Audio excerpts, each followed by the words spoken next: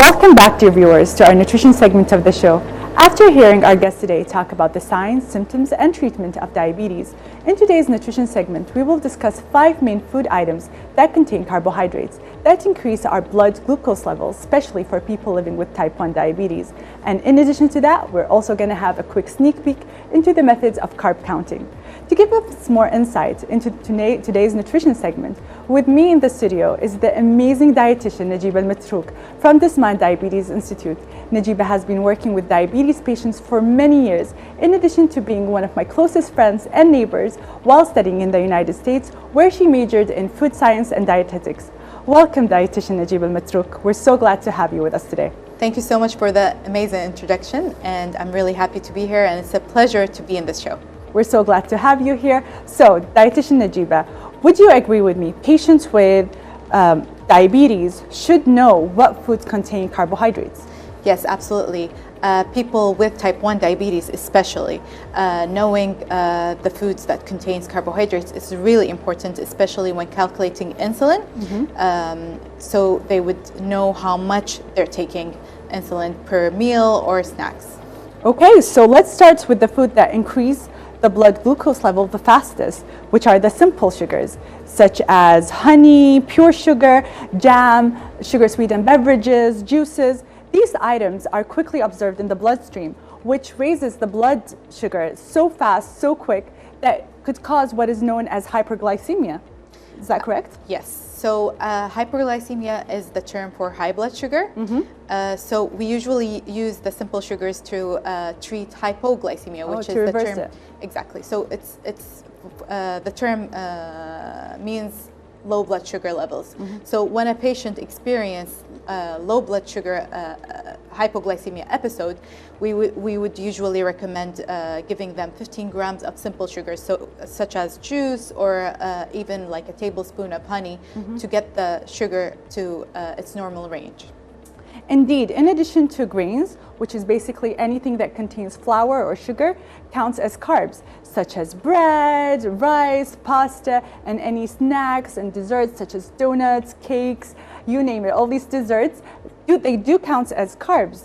So Najeeba Matrouk, what would you say to patients that say that white bread has, actually the brown bread, is that one that you say? So patients that say brown bread or whole wheat bread has less carbs and less calories than white bread. What would you say to that? That's actually not true, because white bread contains the same nutrition value as whole wheat bread.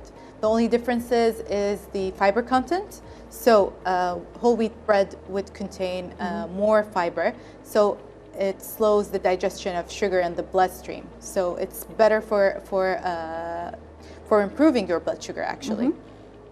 There's also another conception, especially when it comes to fruits, whether they're bananas, apple, apricots, you name it, any fruits that you think of. So a lot of people think that the sugar in fruits are natural, so they don't raise the blood as fast as other sugars, especially the older generation. So what do you think of that?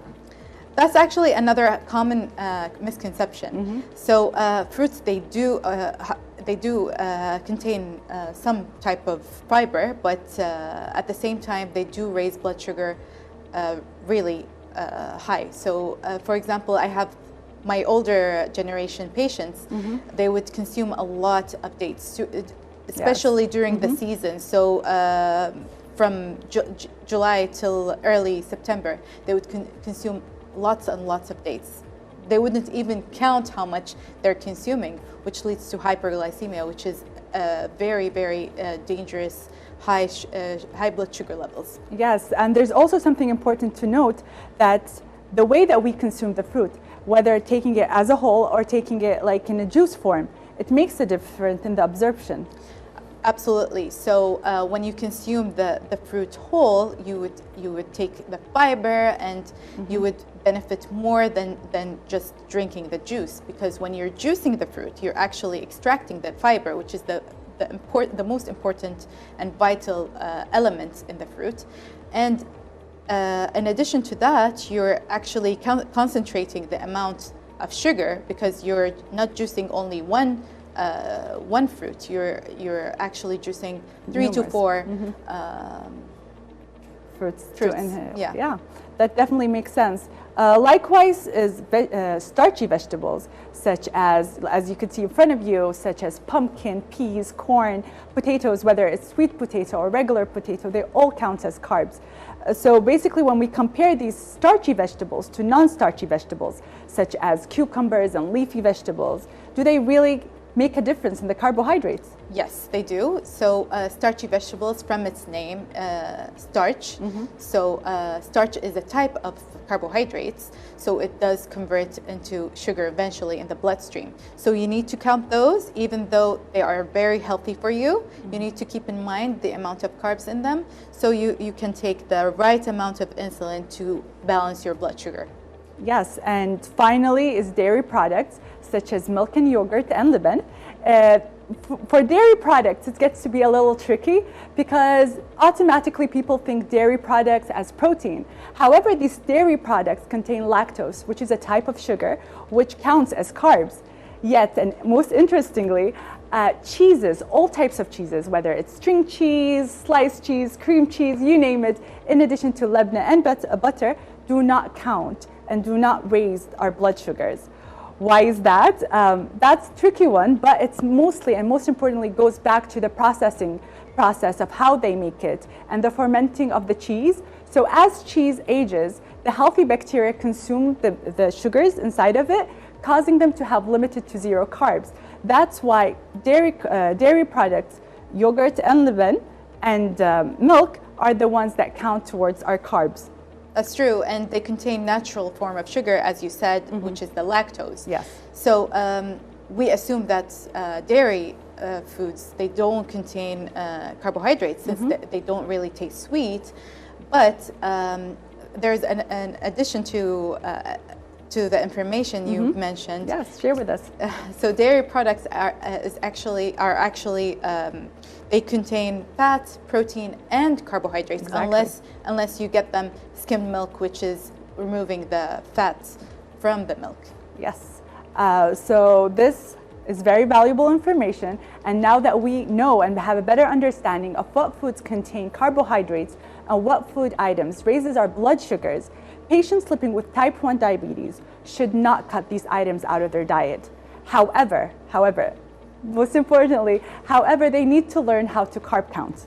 Is that correct? Yes. So while these foods contain lots of carbohydrates, they are also super healthy. So such as fruits and veggies. So you need to include them in your diet. Yes. But as I mentioned previously and many times during this episode, we need to count them and keep in mind how much insulin we're taking.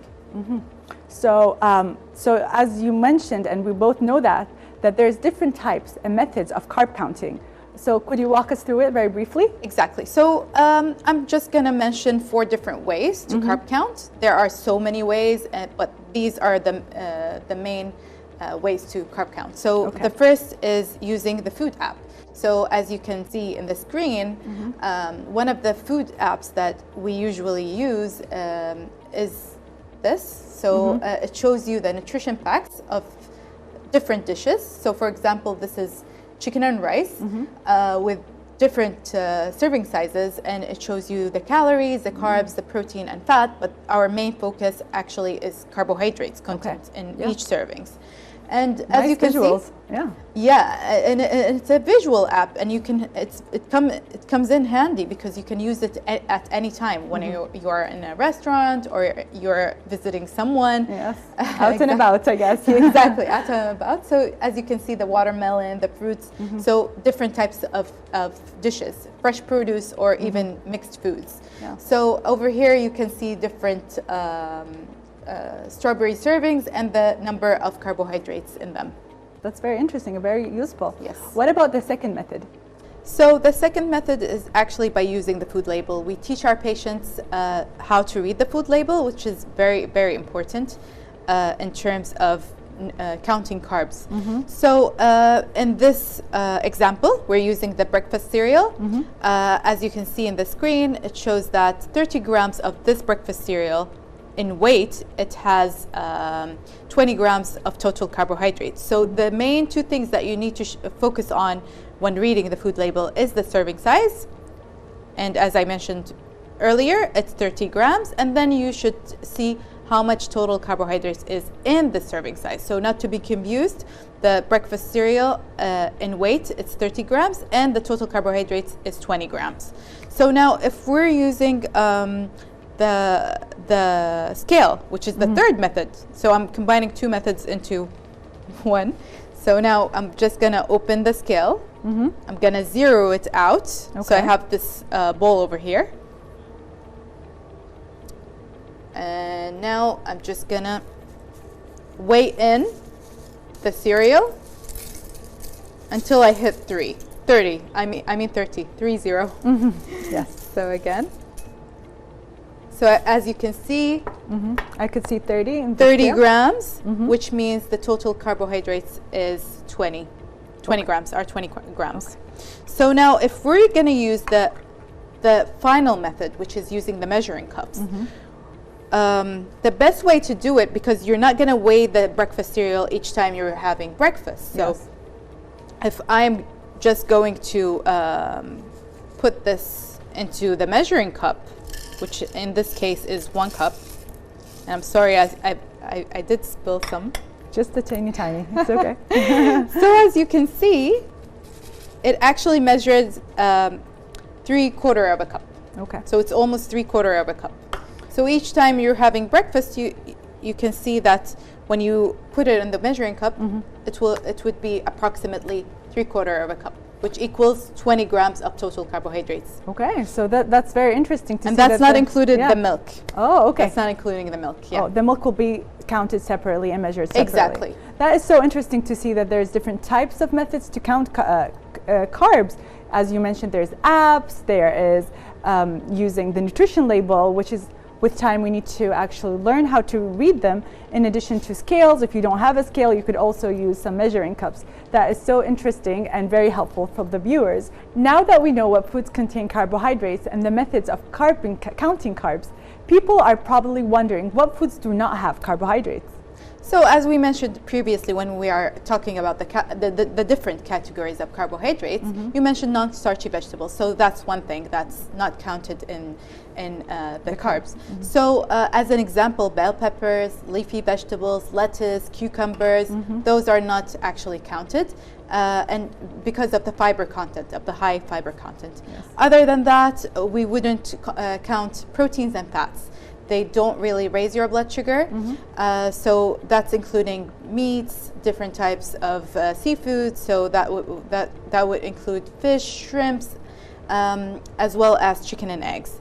In addition to that, fats and oils and nuts and seeds. Yes. So these are not counted. So people would usually snack on them without taking any insulin. So this brings us to the end of our nutrition segment of the day. Dear viewers, remember, when it comes to healthy eating, whether we're people living with diabetes or not, it's important to have a variety of foods.